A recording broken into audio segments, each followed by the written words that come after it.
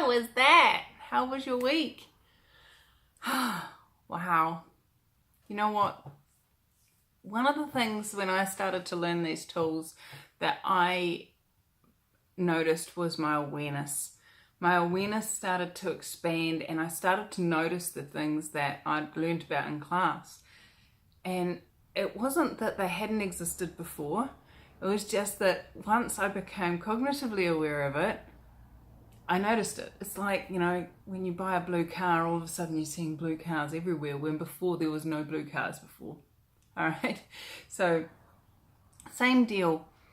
Did you notice how much you recognized that you were duplicating others? Did you notice how much your kids were duplicating others?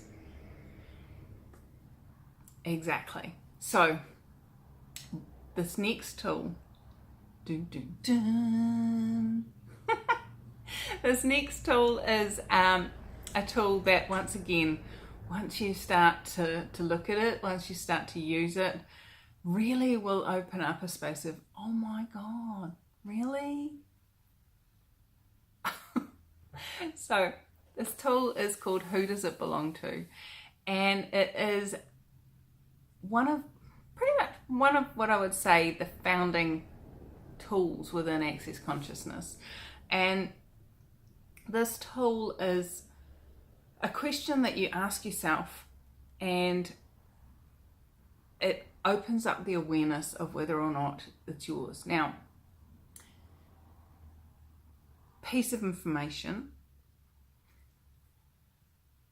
We are so aware of everyone and everything around us. Now, the biggest problem with that is we're not taught that. Once we're taught that information, we can start to be aware of whether or not what we're aware of is even ours. Because so often what we do is we go, oh, I've got a pain in my chest. Maybe I need to go to the doctor. Oh, what's going on? And actually, you're just aware of the person that lives 2 kilometers down the road that's having a heart attack. Weird. I know. Didn't say that I was going to be normal here, okay? Now, I live on a main road and we have thousands of cars go past our driveway every single day. And this whole heart thing, I was like, okay, something's going on here that I'm not aware of. Because when I ask my body, do we need to go to the doctors about this chest pain? It says no. Now, I've been doing this stuff long enough to be willing to ask my body and trust that my body knows what's required. And so I was like, okay, body, you got to tell me what is going on here, because this chest pain, it comes and it goes, and sometimes it's intense, sometimes it's not, but it's there. What I had the awareness of was after my father passed away of a heart attack, I had asked to be aware of heart conditions because I hadn't known that Dad was sick. Nobody had known that Dad was sick, even Dad.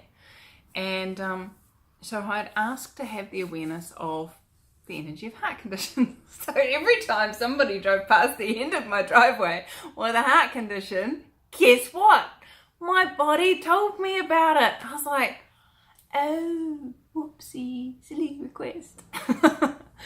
So the cool thing was, what started to be in my awareness with that was how much I was not using this tool, Who Does It Belong To? Now, how do you use the tool? So, remember the first tool, the light and heavy tool. So that tool goes hand in hand with the Who Does It Belong To? And what we do is we go, okay, who does that belong to? And if it's heavy, it's a light. And if it's a light, it's true. So when you're asking who does it belong to, it's kind of a bit like saying, does it belong to someone else? So when you ask who does it belong to, if it lightens up in any way, if it goes away, if it becomes more space, more anything that's light and joyful and then it's not yours. How does it get any easier than that? And what do you do now? Here I am sitting here aware of all this upset and depression and heartache and da da da. Return it to sender with consciousness attached. Simple as that. So if you ask who does it belong to and it's still there, it's still present, it's like, oh, is this mine? Wow, okay, cool. The cool thing about it being yours is you get to change it. Anything that's not yours, you can't change it. You can invite the person who it belongs to change it by returning it to sender with consciousness. And what that does is it packages it up with all the information that consciousness can give that person to say, here, you can have it back. Not that you took it away from them in the first place, you were just aware of them having it. You didn't take it out of their body or anything. Sometimes we do, but that's a different story. It's like, here, this energy, this thing that I've been aware of, here's how you can change it if you choose to. Now, I've had the weirdest scenarios of this, and it's really, really fun to play with. Now, there's been a big period of since I became a parent, where I was not interested in sex. It was not fun for me, and I didn't want to do it. No, not interested.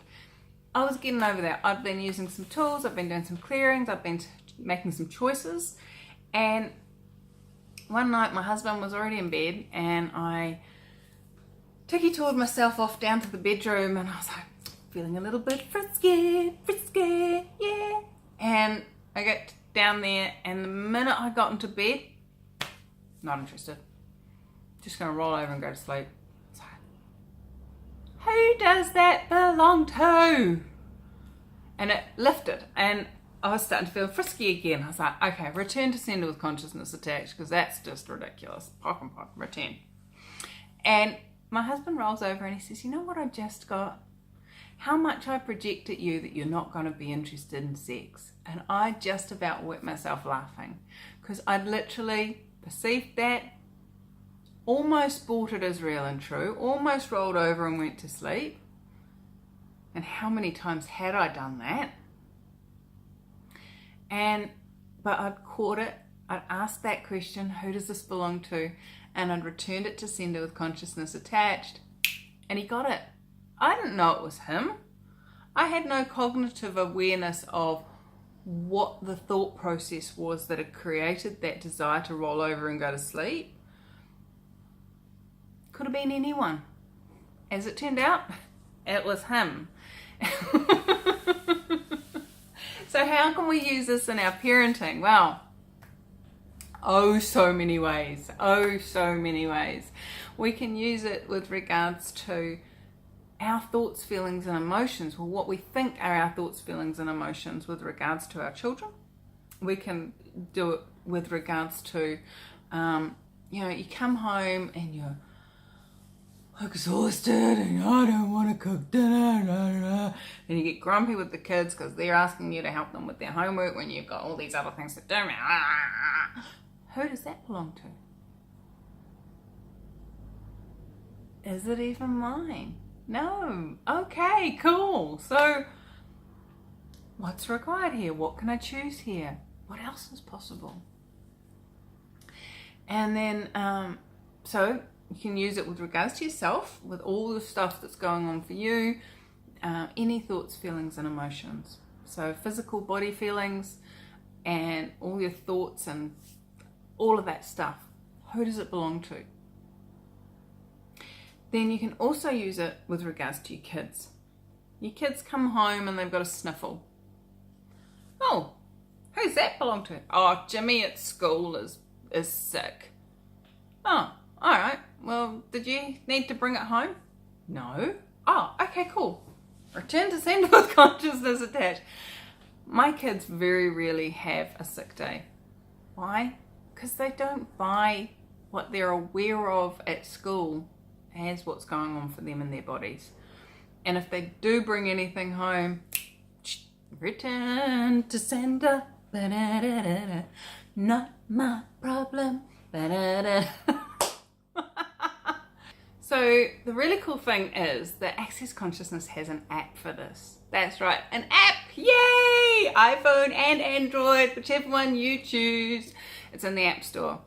So search for Access Consciousness, who does this belong to? And what the app does is there's a piece where Dr. Dane here is talking about the tool and how to use it and all of that stuff. And what you can do is you can set it to remind you to ask the question. And you know, the question is really just that. What you ask the question and you're like, oh, well, what thought was I having, and who did that belong to, or what feeling am I aware of? Oh, okay, a niggle in my back. Okay, who does that belong to? And you return it all to sender, and you set this app up and it beeps at you. It's got its own little beeps. There's about 3 or 4 that you can choose from. But you get to choose how often you want it to beep at you and for how many days or weeks, months, forever. And it just keeps beeping at you and you go, oh, who does that belong to? Oh, who does that belong to? Oh, who does that belong to? And I tell you what, when you actually choose to use this tool, it just creates so much space and so much more ease and joy in your life. Well, it did for me. So I dare you to download the app and for the next week, use this tool. See what magic it can create for you. And I will see you next week for the next tool. And you're going to have to wait till then to find out what it is. Have fun, and who does it belong to?